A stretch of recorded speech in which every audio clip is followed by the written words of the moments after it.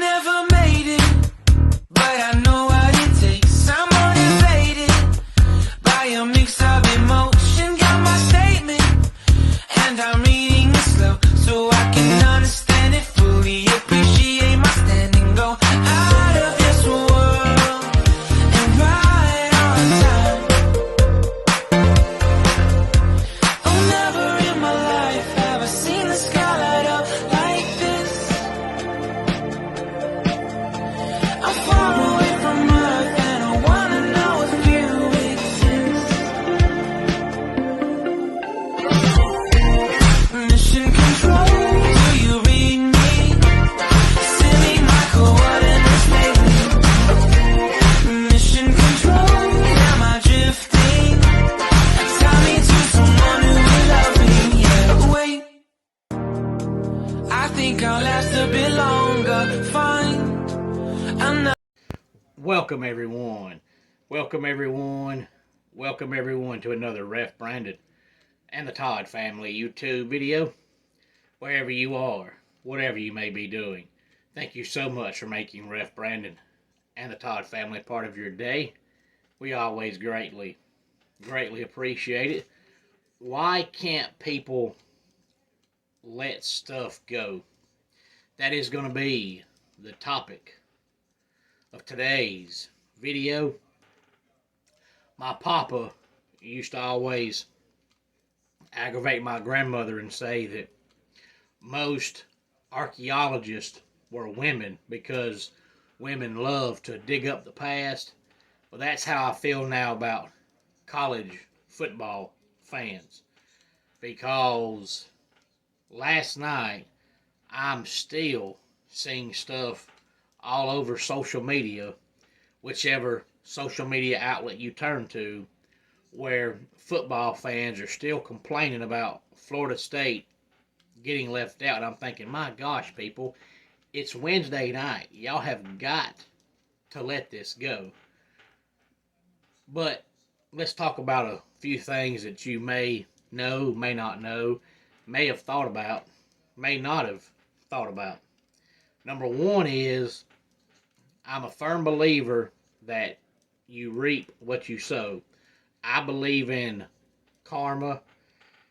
I'm sorry, I do. Maybe I'm crazy, but I think it's legit and it's real. And if you remember, back in 2020, Florida State was scheduled to play a game against Clemson. And all week long, Florida State was going to play that game. And it wasn't no big deal. Well, they make Clemson travel down to Tallahassee, and then Florida State gets up at about 6 o'clock on the Saturday morning of the day of the game. Florida State cancels the game. Now, they blamed it on sickness.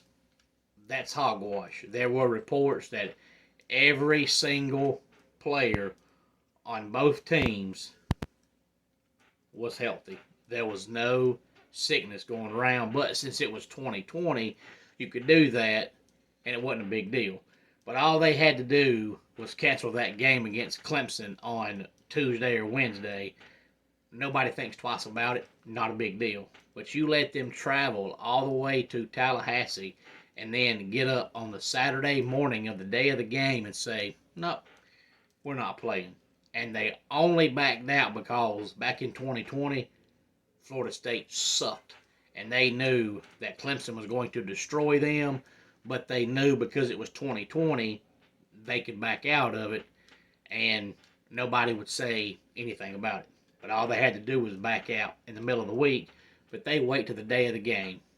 Now, their karma has came back to them. The second thing is, it ain't fair, but that's life. Not everything in life is fair. And there ain't one person that's ever watched a football game in their life that can tell me they watched Florida State against Florida, or they watched Florida State against Louisville and thought, that team can win the national championship. Nobody thought that. If you made anybody in the world a bet and you said, you know what, I'm going to make a bet with you.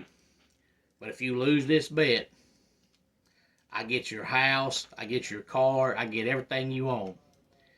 But the bet is, who are you picking right now? Michigan or Florida State? Everybody is going to pick Michigan. Who are you picking? Washington or Florida State? Everybody's picking Washington. And you can do that with Texas, Alabama. You can do it with Oregon, Ohio State, even some of the teams that missed the playoffs. And not one person is going to pick Florida State.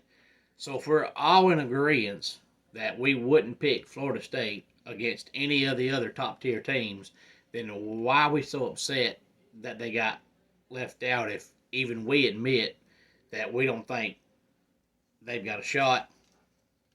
And the third thing is, if you've been following all this conference realignment stuff, Florida State has spent the better part of about 3 or 4 years dissing the ACC. How they hate it, they can't stand it, they can't wait to get out, they can't wait to leave, how bad they want to leave, how can we leave, where can we go, who wants us, who's going to take us. But the problem is, Florida State's not the brand they were 25 years ago, so ain't no conference really jumping over hurdles to get Florida State. But they're still trying to leave the ACC.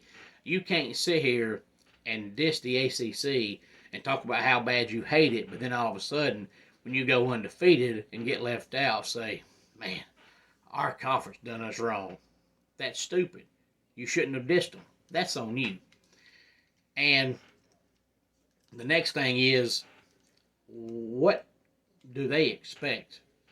I mean, they could have went out there against a pitiful Louisville defense or against a pitiful Florida defense and just put up 35, put up 28, and we'd have been okay. But when they played Florida, they had 2 yards of offense with 2 minutes to go in the first half. And if you watched Florida at all this year, their defense sucked.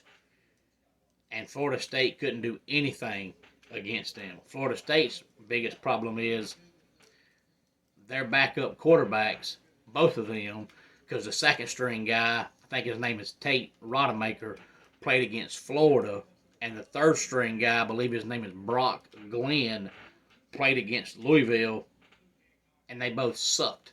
So they need to go out and learn how to find at least a halfway decent backup quarterback, because the two they've got are absolutely terrible. And I can go ahead and tell you right now that there is no way either one of those quarterbacks are Florida State starter going into next season. It's not happening. But a lot of people just get upset about it because even though I completely understand it, you know, they're not being fair with it. We all know that if Michigan had lost McCarthy, they'd still be in. If Bama had lost Milroe, they'd still be in. Even though earlier in the season, Bama benched Milroe against South Florida, and their backup 2 quarterbacks were terrible. And I think Bama scored 10, if I'm not mistaken, in that game. So even though we've got proof that without Milroe, Alabama's offense is terrible, still, if Milroe had got hurt, they would be in. And Greg McElroy made a statement, and everybody knows me, knows by now, I don't watch ESPN except for when they're carrying an actual game. So I had to get on social media and go find this clip. But one day last week, and I'm not sure what day it was, but it was one day last week before championship game weekend where Greg McElroy made a statement during one of the ESPN studio shows, and he said that there's no way we can have a playoff without the SEC. And every single person that was in that room looked at him, and they were basically saying with their face, you can't say that. You're not supposed to say that. You can't say that on national TV is basically what their eyeballs and their face was saying. So Greg McElroy making that statement, he's pretty much telling you that no matter what happens, if Bama beats Georgia, they're getting in. and they did. And the last thing that's got everybody up in arms is the fact that there's also a picture of this on social media that I've seen about 3 times in the past 2 days of Kirk Herbstreit before the noon Eastern college football playoff selection show started on Sunday. Kirk is sitting at his house or wherever he's at with a huge shelf behind him with the helmets of Michigan, Washington, Texas, and Alabama behind him. So he had 2 teams on this side of him and 2 teams on this side of him. And at the very bottom was a helmet of Florida State, which is pretty much him telling you Michigan, Washington, Texas, and Alabama are in, and Florida State just missed it. But the problem is ESPN swears up and down that they don't know the results until the show starts. Now we know that's not so, because last week when they had the next to last playoff selection show, the Florida State helmet was behind Kirk Herbstreit, and they were in the top 4. So it just so happens that the day Florida State gets left out, you switch around the Florida State and Bama helmets, and it was a pure, absolute coincidence. No, you knew ahead of time, so I can't believe that that picture was able to surface on social media. You would think ESPN would have it pulled down, but they didn't. And that's why I've always said you don't watch ESPN, because it's a propaganda, brainwashing network. And that's just more evidence. I've always said from day one that the big shots at ESPN have a say in who's making the playoffs. They can say they don't all they want to, and if you want to believe them, you can believe them. But that's just further proof that ESPN knows who's going to the playoffs. They've got something to do with it.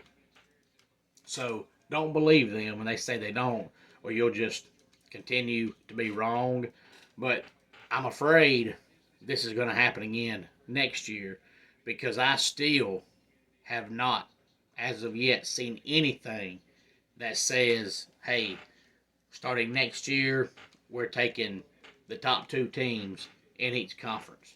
As a matter of fact, all week long they've been releasing what the playoffs would look like right now if there was a 12-team playoff this year. And it's teams 1 through 12 in the college football playoff poll, which tells me that next year is going to be just like this year, and they're going to rank teams where they want to rank them at, and they're going to put them in.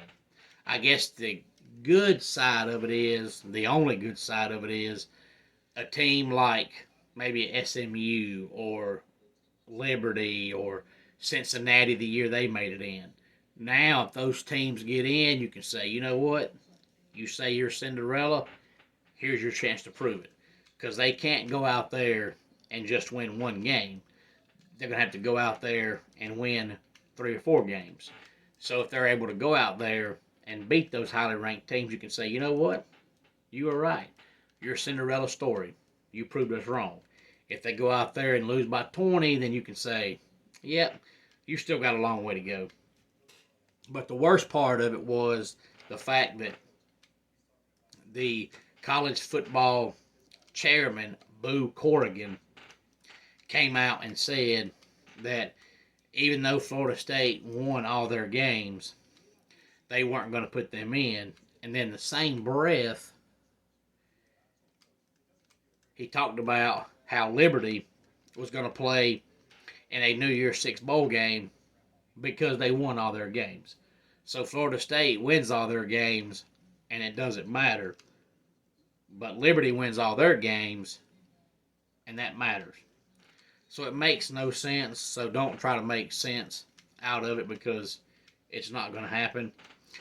But those are just a couple of reasons why I think Florida State got what was coming to them. And the college football fans that are still up in arms about it, it's Thursday. It's time to let it go.